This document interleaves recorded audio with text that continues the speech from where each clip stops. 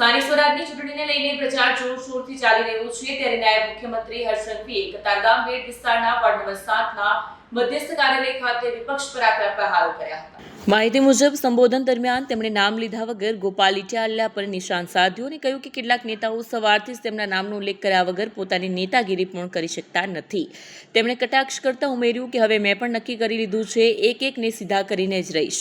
વિપક્ષને કડક ચેતવણી આપતા સંઘવીએ કહ્યું કે લુખ્ખા અને ટપોરીઓનો વારો આવી ગયો છે, હવે બીજાનો વારો પણ આવશે અને જરૂર આવશે।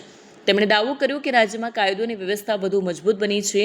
આ ઉપરાંત કોંગ્રેસ પર આકરા પ્રહાર કરતા તેમણે જણાવ્યું કે 45 વર્ષથી વધુ ઉંમરના લોકોએ કોંગ્રેસનું શાસન જોયું છે, જ્યારે 55 વર્ષથી વધુ ઉંમરના લોકોએ દુશાસનનો અનુભવ કર્યો છે। આજની પેઢી નરેન્દ્ર મોદીના શાસનને કારણે ભાગ્યશાળી હોવાનું પણ તેમણે જણાવ્યું।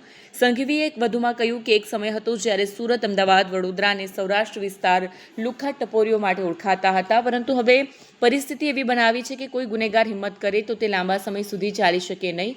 ચૂંટણી પ્રક્રિયા અંગે મહત્વપૂર્ણ નિવેદન આપતા તેમણે જણાવ્યું કે ફોર્મ ભરવાની અંતિમ તારીખ પૂર્ણ થતાં જ ભાજપે 200 સીટ પર જીત મેળવી લીધી હતી।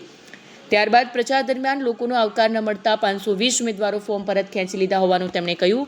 તેમણે દાવો કર્યો કે ગઈકાલ સાંજ સુધીમાં ભાજપે કુલ 720 સીટો પર વિજય હાંસલ કર્યો છે। Bureau report, Satya TV news, Surat.